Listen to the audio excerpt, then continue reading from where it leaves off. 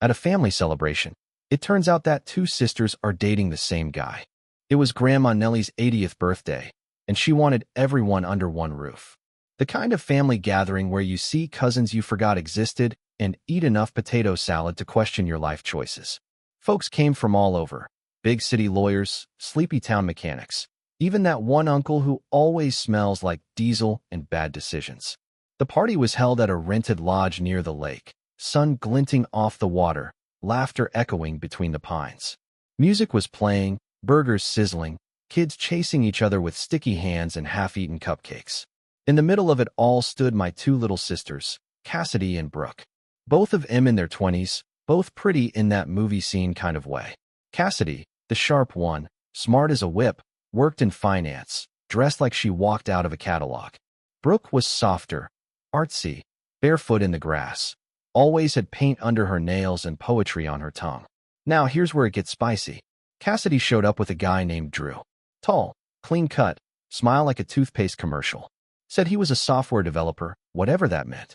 Seemed polite enough, shook everyone's hand, called Grandma ma'am, which earned him instant points. He kept a firm grip on Cassidy's waist, and she beamed like she'd won a trophy. Then, not 20 minutes later, Brooke shows up with the same guy. Different clothes, sure. No hand around her waist this time. But the same messy hair. Same sharp jawline. Same damn smirk. I saw him first. Nearly choked on my beer. Thought maybe I'd had too much sun. But then Drew's eyes caught mine, and he froze like a deer in high beams. And I knew. Oh, I knew. The man was dating both my sisters. And neither of them had a clue. I stood there, holding my plate of ribs like it was a ticking bomb. Drew looked at me. I looked at Drew. And the color drained from his face like someone pulled the plug. I didn't say a word. Not then. Instead, I watched the dominoes line themselves up. Cassidy was by the grill, showing Drew off like he was her +1 to the Oscars. Kept introducing him to every aunt, uncle, and second cousin as her boyfriend Drew. He nodded, smiled, shook hands like a politician running for office. 10 minutes later, Brooke took him by the hand, same hand, and led him down to the lake. I followed, far enough to stay out of sight, close enough to hear. "Hey, babe," she said, voice soft as cattails in the breeze. "I missed you." And he, I swear to God, said, "I missed you too." That man had a death wish. He wrapped his arm around her like he hadn't just done the same thing to her sister. And the worst part? Brooke looked happy. Real happy. The kind of happy that comes right before the heartbreak. Now, I'm not a drama guy. I'm the oldest brother. I keep the peace. I fix fences, not break 'em. But this was a slow-motion train wreck, and I could already see the wreckage. So I grabbed a beer, leaned against a tree, and thought about what to do. Tell Cassidy? She'd blow up like dynamite. Tell Brooke? She'd cry first, then blow up like dynamite. Tell Drew? I'd have to hold myself back from introducing his teeth to a nearby tree trunk. And then, like fate had a sense of humor, Aunt June got up to make a toast. Clinked her glass with a fork, called everyone over to the big table under the string lights. "Let's raise a glass," she said, voice bright. "To Nellie, 80 years young. To love, family, and new beginnings." Drew stepped up beside Cassidy, arm around her. That's when Brooke slipped in on the other side of him and grabbed his other hand. Dead silence. Cassidy looked down. Then Brooke looked down. Both sisters realized, at the same time, they were holding hands with the same man. That's when the whole damn world stopped spinning. You ever seen lightning strike twice in the same spot? I have. Happened right then, under those flickering string lights, with 100 eyes watching. Cassidy let go of Drew's hand like it burned her. Brooke, confused for half a second, followed suit. Then both of them looked at each other, and slowly, their eyes drifted back to him. Drew tried to speak. "I can expel." Cassidy cut him off. "Explain what, Drew?" Brooke took a step back. "Wait, are you dating both of us?" He stammered. "It's complicated. Now, let me give you some free advice. If you're ever caught red-handed dating two sisters, do not say, 'It's complicated.' That phrase is like tossing gasoline into a bonfire." Cassidy crossed her arms, jaw tight. "You said you were exclusive." Brooke's voice cracked. "You told me you loved me. And OL Drew?" He looked like he wanted the earth to open up and swallow him whole, which honestly would have been the merciful route. By now, the rest of the family caught on. Grandma Nellie squinted from her seat and muttered, "Is he with both of my grandbabies?" Uncle Pete nearly choked on a deviled egg. Then, and I'll never forget this, little cousin Mason, barely 10 years old, stood up on a picnic bench and shouted, "Y'all gonna fight?" Cassidy turned to Brooke, shaking. "Did you know?" Brooke shook her head hard. "Of course not. I thought he was my boyfriend." And Drew, poor idiot, still tried to salvage it. "Look, I didn't mean to. I thought you two didn't talk much. I didn't know you were that close." Cassidy threw her drink in his face. Peach iced tea. Sticky, sweet, and well-earned. Brooke didn't throw hers. She slapped him. Open palm, loud enough to silence even the cicadas. Now you'd think that'd be the end, right? Oh no. That's when Aunt June, bless her chaos-loving soul, said, "Well, I guess it's official. Nellie's party just got a whole lot more memorable." And the crowd laughed. Laughed. My sisters stormed off in opposite directions. Drew stood there soaked and stunned. And me? I just sipped my beer, leaned against that tree, and said to no one in particular, "Well, that's one way to kill the vibe." After the slap heard round the lake, the party didn't just stumble. It crumpled like a cheap lawn chair. Conversations turned to whispers. Kids stopped playing. Even the grill master burned the hot dogs. That's how you know things got serious. Cassidy disappeared into the lodge. Brooke went the opposite way, storming down toward the docks. And Drew? He just stood there, wet shirt clinging to him like regret. Now, you might think that'd be the end of it. Sisters find out they're dating the same man. Man gets humiliated. Family talks about it for the next 20 Thanksgivings. But oh no, this story. It had one more left hook. See, Grandma Nellie never misses anything. Her hearing's shot and she walks with a cane, but her gossip radar? Razor sharp. She called me over, tapped the arm of her chair, and said, "Go check on my girls. And bring me a slice of that carrot cake. The one with the nuts, not the frosting heavy mess your aunt made." So I grabbed a plate and headed for the lodge first, where Cassidy had barricaded herself in the back sunroom. I knocked soft. She cracked the door just wide enough to show mascara streaks. "You knew, didn't you?" she said. "Suspected," I said. Didn't want to believe it. She sniffled. "I thought he was the one. I was going to move in with him. I even looked at apartments in the city." I nodded. He said the same thing to Brooke. She froze. Then, quiet as falling ash, she said, "What?" Now that's when things got icy. Cassidy didn't just look angry. She looked betrayed. Not at Drew, at Brooke. She pushed past me, fire in her eyes. She knew I was seeing someone. I told her. I showed her pictures. She knew. "Cass." "No," she snapped. She pretended she didn't know him. She lied. Now, I didn't know what she meant, not yet. But I followed her down to the dock where Brooke sat barefoot, dangling her toes in the water. Cassidy stomped up behind her and didn't say a word. Just held out her phone. A picture of Drew and her, smiling at brunch. One she'd posted 2 months ago. Brooke's finger had liked it. Brooke looked up, pale. "Cass, you knew," Cassidy said, voice shaking. "You knew all along." And that's when Brooke said something I'll never forget. "I didn't know he was your Drew." Cassidy blinked. "Excuse me." Brooke stood, brushing sand off her dress. "You always call him Andrew. You said he worked in finance. My Drew's a graphic designer. I didn't know until today. I swear." And just like that, the real story started to slip out. Turns out, this guy had been using different names, different jobs, even different backstories depending on who he was talking to. Cassidy met Andrew on a business app. Brooke met Drew at an art show. Neither of them knew they were dating the same man. But he sure as hell knew they were sisters. He was playing them both for months. I stood at the edge of the dock, watching both sisters, one trembling with rage, the other with disbelief. The water below them was calm, but the air between them? Electric. Brooke looked like she'd just been slapped herself. "Cass, I swear to you, I didn't know." Cassidy's lips were thin, pressed tight, like a dam about to burst. But after a moment, her shoulders dropped, just a little. "You thought he was yours," she said.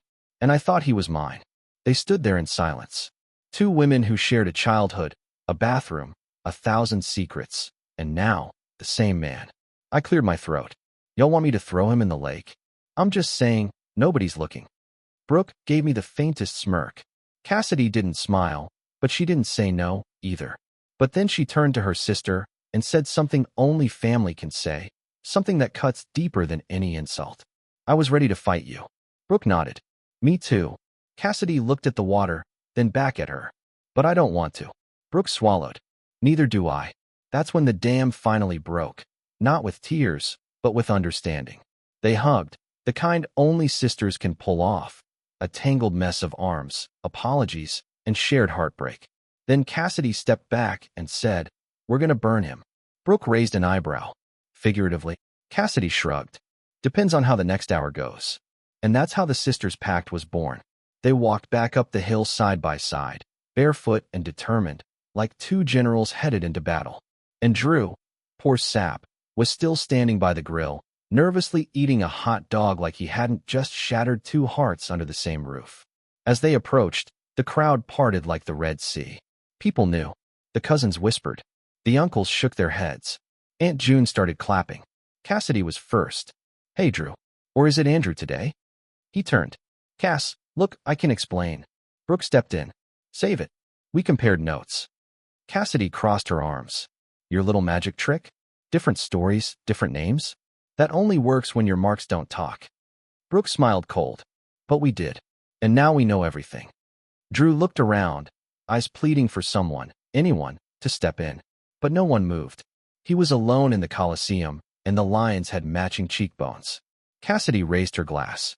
"To family," she said loudly, sarcasm dripping off every syllable.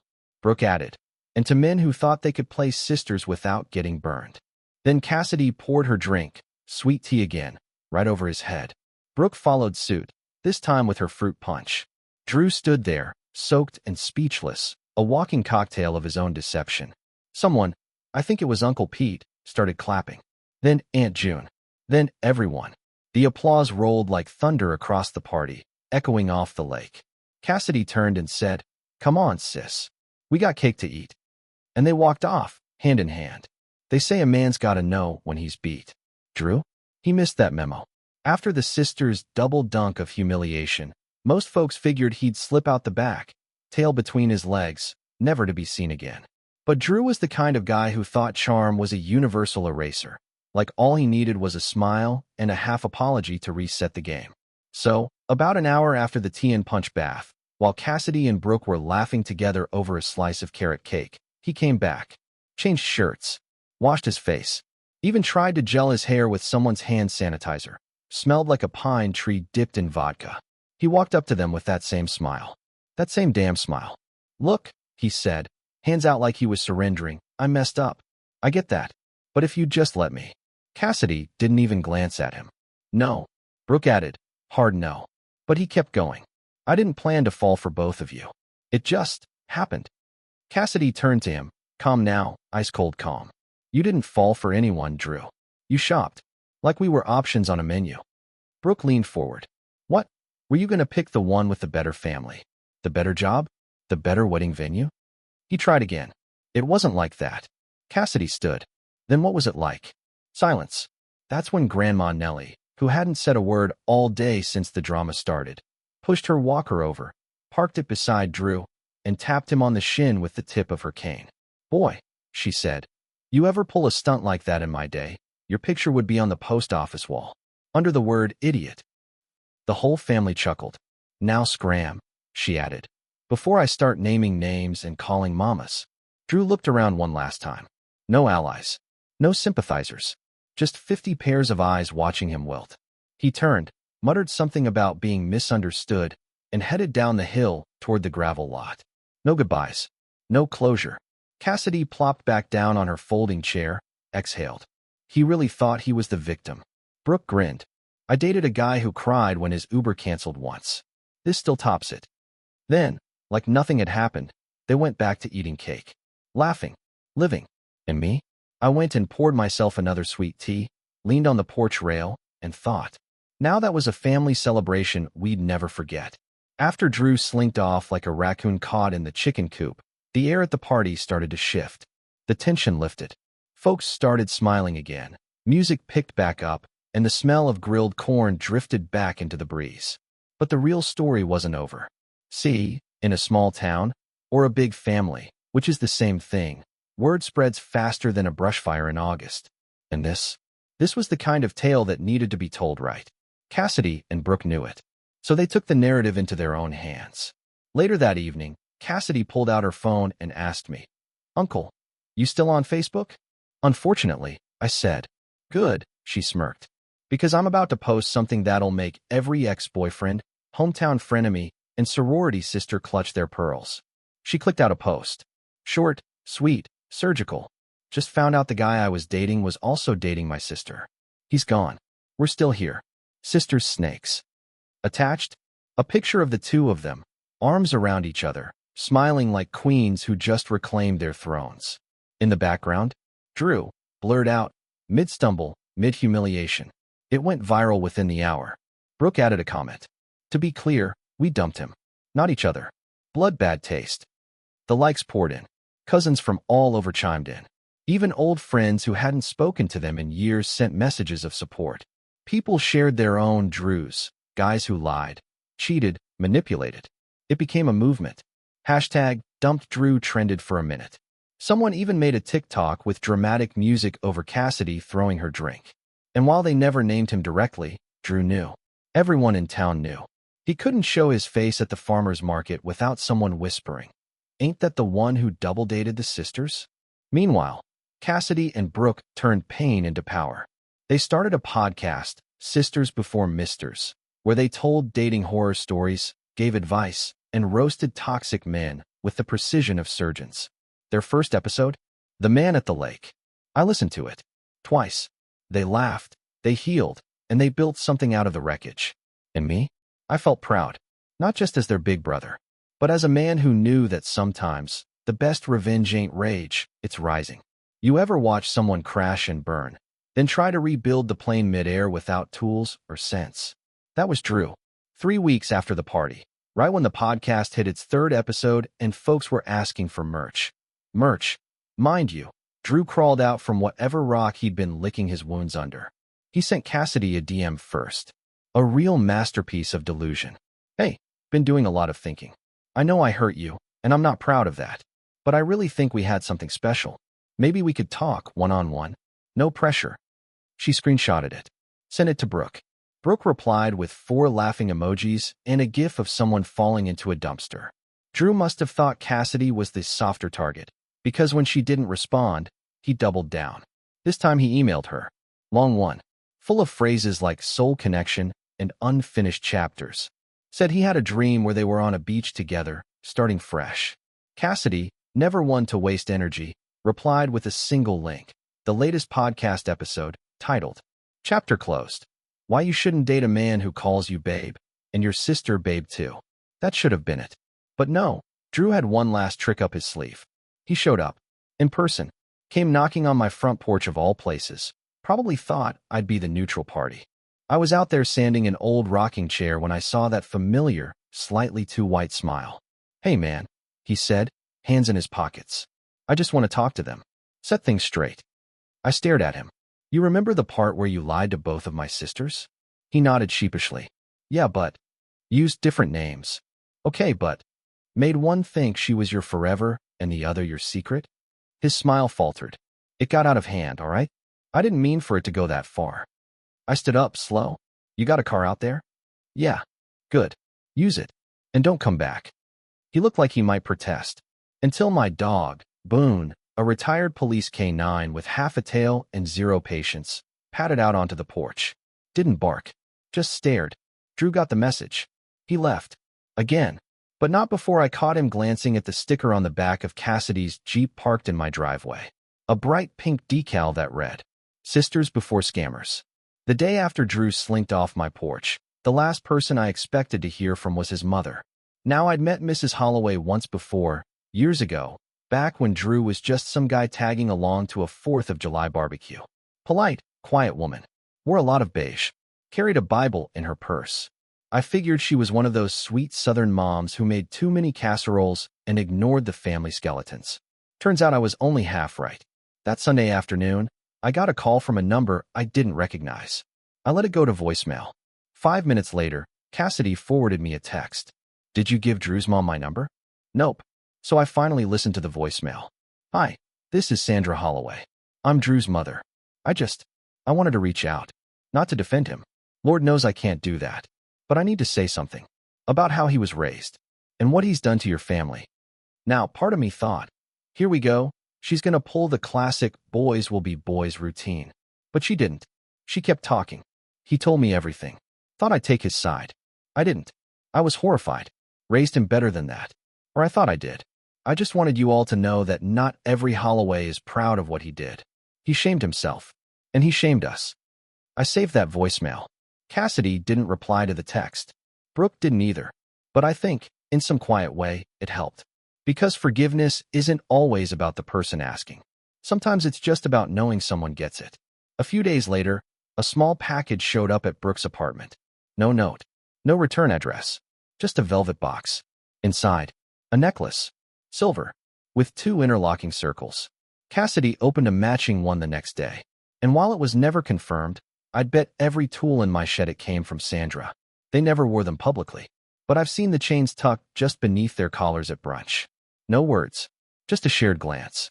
A small, silent symbol that says, we're in this together. And sometimes, that's the only apology you need. Not loud, not showy. Just real. After the storm settled, Cassidy and Brooke didn't run back into dating. They walked. Slow. Steady. Shoes tied tight. Heads high. And no illusions about fairy tales.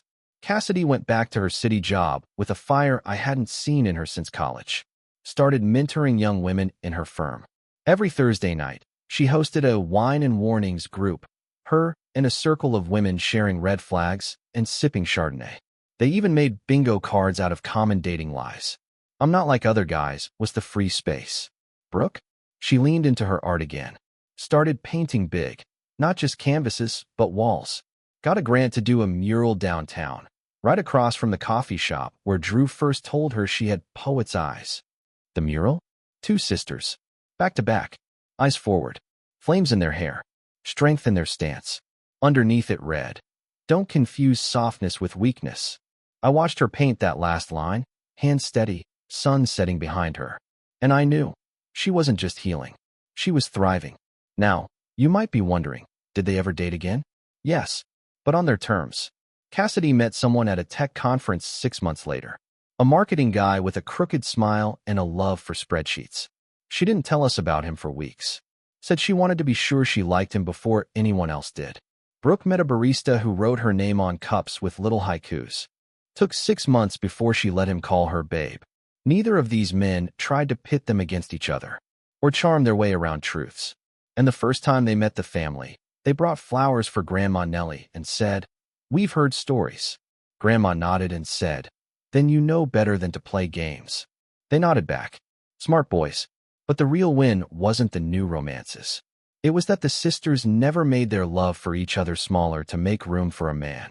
They'd seen what happens when you do that, and they weren't going back. A year passed. The air shifted. Not just the seasons, the family changed. Tighter, wiser, louder in the ways that mattered, quieter in the ways that didn't. So when Grandma Nellie announced she wanted to throw an anniversary bash for her and Grandpa Earl, 60 years, mind you, the whole clan circled the date. Same lodge, same lake, same string lights fluttering in the trees. But this time different rules. Cassidy and Brooke showed up together. Matching sundresses, linked arms, a kind of beauty that comes not from makeup or mirrors, but from knowing you've walked through fire and kept your boots on. Their boyfriends came too, Miles, the marketing guy, and Theo, the poetic barista. Both men knew the stories, knew the weight of showing up. Cassidy made them promise not to speak unless spoken to. This is a family battlefield. You're here for moral support and appetizer runs. They agreed. The party was perfect. Until Drew showed up. Now, nobody invited him. And nobody was glad to see him. But he claimed he was there to make peace with the family. Said Grandma Nellie once told him he was welcome anytime. She looked at him, cane in hand, and said, I say a lot of things, sugar. Doesn't mean I mean em. But still he stayed. Hovered near the drink table. Laughed a little too loud. Watched the sisters from a distance like he expected something. Maybe closure. Maybe forgiveness. But all he got was ignoring. That's what made it sting. Not yelling. Not drama. Just silence. No eye contact. No reaction. No room at the table. He came to stir the pot. But the pot was empty. And the sisters? They danced. Right there, barefoot in the grass. With Grandma clapping along and Grandpa Earl tapping his cane to the beat. Cassidy spun in a circle, laughing. Brooke leaned into Theo's chest, smiling like she hadn't been hurt a day in her life. And Drew stood alone, holding a plastic cup, watching everything he'd lost, not just love, but respect. And in that moment, even he seemed to understand. He didn't just play the wrong game. He lost something real. The fire pit crackled low as the sun dipped behind the trees, casting long shadows across the lodge lawn. Most of the kids were tucked into hammocks or chasing fireflies. The older folks had settled into rocking chairs or folding seats with a bourbon or hot cocoa in hand. And there, in the golden hush of early night, Cassidy and Brooke sat together on the same bench where it all started. The toast, the discovery, the unraveling. Between them sat Grandma Nellie, wrapped in a quilt, sipping tea like it was moonshine. She watched the sisters with those sharp old eyes that had seen decades of storms and still found a way to keep laughing. "You know," she said, "when you girls were little, you used to fight over the same teddy bear. Same bear. Same tantrums." I remember thinking, Lord, they're either going to grow up to be best friends or kill each other. Cassidy smiled. "We almost did both." Brooke chuckled. "He wasn't even that cute, in hindsight." Nellie smirked. "Most fools aren't. But pain has a way of polishing folks. You're shinier now. Both of you." There was a long pause. The good kind. The kind where nothing needs fixing. I was standing near the fire pit, poking the embers, watching from a distance. You could tell the crowd was winding down, stories being swapped in low tones, a guitar starting somewhere off in the trees, the clink of a marshmallow skewer hitting tin. That's when Cassidy stood up. She walked to the middle of the yard, clapped her hands. "All right, folks. We have one more toast to give. And don't worry, this one won't end with iced tea in someone's face." Laughter rolled like thunder. Brooke joined her, lifting a mason jar. "To family. The ones you're born into, and the ones you choose." Cassidy added, "To sisters. Not perfect, but honest. Battle-tested. Bound by blood and better for it." Brooke finished it. "And to every girl who ever thought she had to shrink for a man, may you grow so big they can't fit you in their story anymore." Cheers erupted. Glasses clinked. Even Grandma raised her cup and muttered, "Hell yeah." I saw Drew in the shadows, near the tree line, just for a second. But he didn't come any closer. Didn't need to. This wasn't his story anymore. As the night wore on, Cassidy danced with Miles. Brooke slow danced with Theo under a string of fading lights. And I leaned back in my chair, boots crossed, heart full. Because in the end, family ain't about perfection. It's about weathering the mess. About showing up after the storm, scarred but standing. And maybe, just maybe, choosing to love each other anyway. That night, under a sky full of stars, I saw two sisters do just that. And it was beautiful.